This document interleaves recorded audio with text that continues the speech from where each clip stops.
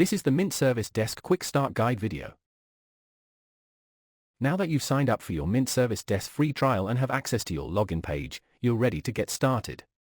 In this Quick Start Guide, we'll walk you through the next steps to configure the essentials and begin using your service desk with confidence. You might be wondering, what's next? How do I create my first ticket, or add more users? In this video, we'll answer these questions and guide you through the basic configurations you need to start testing your system effectively. Here's an overview of the topics we'll cover in this video. First, we'll explain the different types of users in the system: admins, agents, and customers. We'll review their roles, permissions, and show examples of how to configure them. Next, we'll move on to the company manager, located under the company's category. After that, we'll focus on ticket configuration, starting with queues. We'll explain how to define your queue structure and assign queue permissions. This is one of the most important parts of Mint Service Desk, as it forms the foundation for the rest of your configuration. Defining it correctly based on your business needs is essential. We'll then cover ticket types and type permissions, statuses, priorities, and the ticket number format. Finally, we'll show you how to create your first ticket as an agent. Once the first ticket is created, we'll briefly review some basic options available in global settings. For the customer portal, we have a dedicated video on our channel that explains its features in detail and how to use them. If you didn't configure email during the setup wizard, don't worry. We also have a separate video that walks you through the email configuration process. Mint Service Desk supports multiple mailboxes for receiving tickets and sending follow-ups. The same applies to custom fields, which allow you to add additional information to tickets and assets. A separate quick guide video covers this configuration as well. We'll include links to all these videos so you can continue setting up your system at your own pace. Now that we've reviewed today's topics, let's get started. I'll log into the system now. Remember, your admin account uses the email address you registered with when you signed up for the free trial. If this is your first login, or if you haven't logged in for a while, the system will send you an authentication code by email. After logging in as an admin, you'll land on the admin dashboard. Here, you can see information about your system, such as your purchased plan and activated modules. If you'd like to add storage or enable additional modules, you can do that directly from this screen. On the left-hand side, you'll find the main menu with all available configuration categories. Several of these will be covered in today's video. Let's start with users. On the left-hand side menu, click on the Users category. You'll see two options: User Management and Agent Roles. Please click on User Management. The User Management screen will be displayed. At the top, you'll see for user types: Agent, Admin, Customer, and Unassigned. These represent the different roles a registered user can have in the system. A registered user can be an agent, an admin, a customer, or unassigned if no role has been assigned yet. Below, you'll find a search bar and a list of all registered users, organized by type. By default, a test agent account is included. You can use this account out of the box or create new ones as needed. Keep in mind that the number of agents you can register depends on your Mint Service Desk Cloud plan. Admin users do not count as agents in your purchase plan. Let's review each user type. An agent is responsible for handling and resolving tickets. This is typically a support team member, technician, or any user involved in ticket resolution. Agents can access and manage tickets but cannot modify system configurations. A customer is the end user who submits requests. This may include reporting an incident, requesting a service, filing a complaint, or asking a question. There is no limit to the number of customers or companies you can register. Customers can submit and track their own tickets, but by default cannot see other customers' tickets. For more advanced scenarios, Mint Service Desk includes a feature that allows customers from the same company to view each other's tickets. This can be enabled based on your business needs. An admin user has access to system settings and configurations. You can have multiple admin users. Admins manage users and system behavior, but they do not work on tickets directly.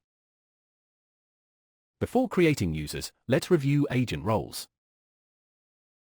Still under the Users category, click on Agent Roles. Mint Service Desk is a role-based system. This means permissions and access are assigned through roles, not individual user settings. A role is a predefined set of permissions that determines what actions users can perform and which parts of the system they can access. Roles help enforce security and keep access limited to what each user needs. By default, you'll find a pre-configured role called Service Desk Agent ready to use.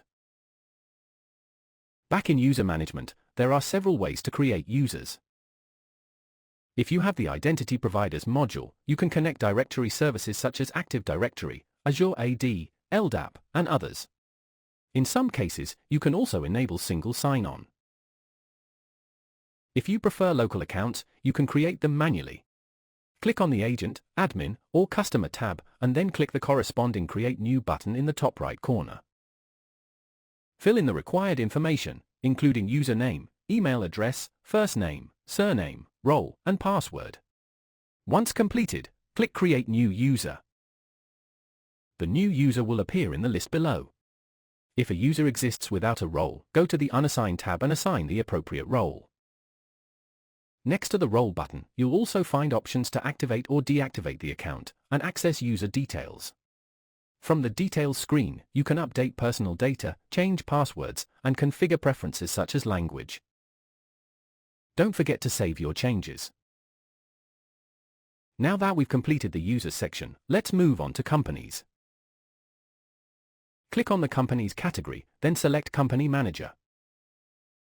Here, you can create and manage companies and associate customers with them. This is especially useful for external support scenarios or for organizations with multiple subsidiaries. If you only provide internal support for a small number of users, this section may be optional. To create a new company, click Create Company in the top right corner. The system will display the company creation screen with the tabs General Information, Roles, and Company Users. Enter the company name and any additional information such as tax ID, address, or description. You can also upload a company logo if needed. Click Save Company to continue. Once saved, the Roles tab becomes available. A default role is created automatically. In many cases, this role is sufficient, but you can create additional roles if more granular permissions are required. Roles allow you to control what customers can and cannot do. For example, you may define roles such as IT Director or Support Manager. If no additional permissions are needed, the default role can be used. In the Roles tab, you can edit or delete roles. You'll also find permissions such as Show Company Tickets and Cannot Close Ticket. These options depend on your business processes and support model. The Company Users tab displays all users associated with the company. From here, you can add or remove users as needed. Remember to save your changes. We've now completed the Companies section. Let's continue with Tickets. A ticket is used to track service requests, incidents, complaints, tasks, and other interactions between users and support teams. It includes information such as type, requester, priority, status, and communication history. Click on the Tickets category and select Configuration. Here, ticket settings are organized into tabs, queues, queue permissions, types, type permissions, statuses, priorities, and ticket number format. Let's start with queues. Queues are one of the most important elements in Mint Service Desk. They define how tickets are organized and routed based on workflows and processes. Queues should be designed around processes, not clients. Avoid creating queues per customer, as this makes the system hard to maintain. Once your queue structure is defined, click Create New Queue, enter the name, and save. You can also create child queues to represent sub-processes or specialized work groups. Use the Edit option to configure queue details such as name, description, ticket counter, default agent, auto-responses, signatures, and SLA parameters. Be sure to save changes in each tab. After configuring queues, open the Queue Permissions tab. Here, you can assign read, update, and create permissions to roles. This controls who can view, modify, and create tickets in each queue. Next, configure ticket types. Ticket types categorize requests such as incidents, service requests, complaints, or tasks. They are customizable and influence workflows and reporting. Create new types, assign colors, and then configure type permissions to control which roles can read or update each type. In the Statuses tab, you can define workflows per ticket type. You can create custom statuses, reorder them, and configure allowed transitions. Next, configure priorities. You can edit existing priorities or create new ones, add descriptions, and assign them to specific ticket types. Finally, review the ticket number format. You can customize prefixes, numbering, date formats, and even create multiple counters for different queues. Once ticket configuration is complete, we're ready to create our first ticket. Log out as admin and log back in using an agent account. Click New Ticket, fill in the form, and submit it. All available options will reflect the roles and permissions you configured earlier.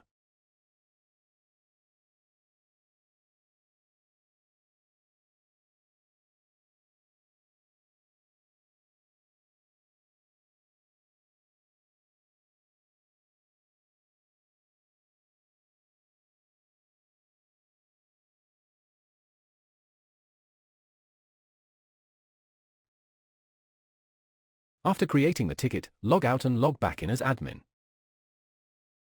Finally, let's review global settings. Under Additional Features, click Settings.